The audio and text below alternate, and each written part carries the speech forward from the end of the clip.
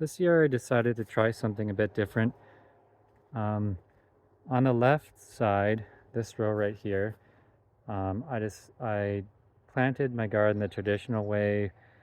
I guess you could say, I don't know if it is, but um, just planted one type of vegetable per section. So this is arugula. It's starting to bolt now, and same with this spinach and some romaine, some leaf lettuce, and some oats.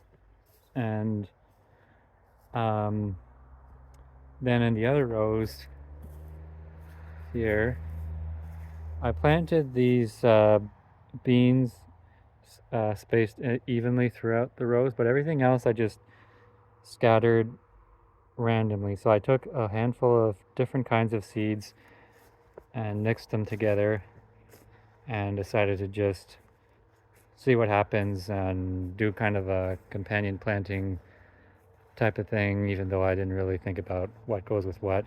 But I thought, okay, maybe they would all sort of complement each other and grow in the open gaps, and maybe it would be beneficial to mix them up. I wanted to try to go away from a monocrop type of thing, even though this is just a small space, and see what happens.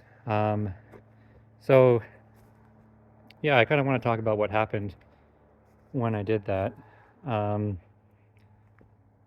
so there ended up being a lot of open gaps and plants that were clustered together because I was just randomly spreading them. Some seeds ended up just and plants ended up clumping together, and we had to do a lot of spacing after they started growing and after we started figuring out what was a valid plant and what was a weed. So we ended up having to transplant. Now this is all, well, kale, but yeah, everything else is mixed up.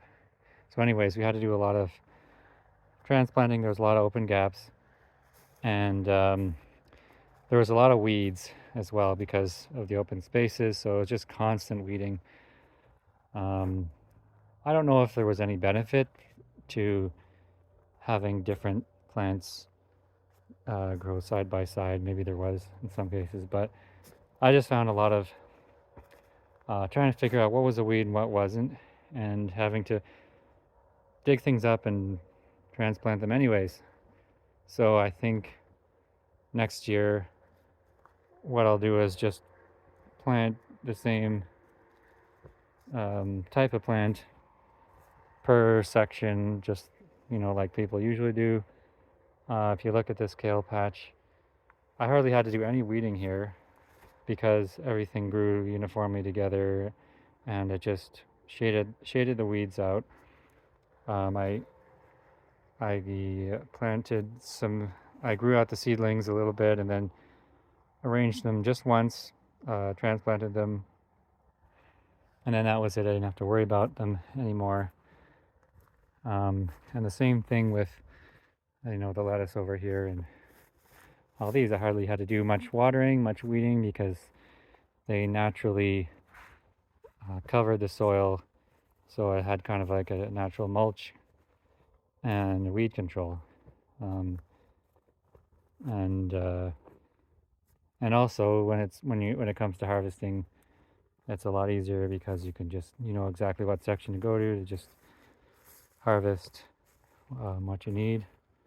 Um, and so it took a little bit of extra time at the beginning to plant seed, space the seeds out, and or if I was transplanting, just transplant it out into the garden, spacing it properly at the beginning. But it paid off when things started growing. Whereas in this case, I was too lazy to sort through the seeds and space them out properly, and so I just scattered the seeds. But the problem is that it cost me hours of weeding after the fact once things started growing and once the weeds started to appear in the open gaps.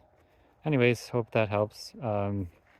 Or maybe other people might have other experiences that were more positive, but with mine, this is what I decided, that I won't do this again. Anyways, thanks for watching.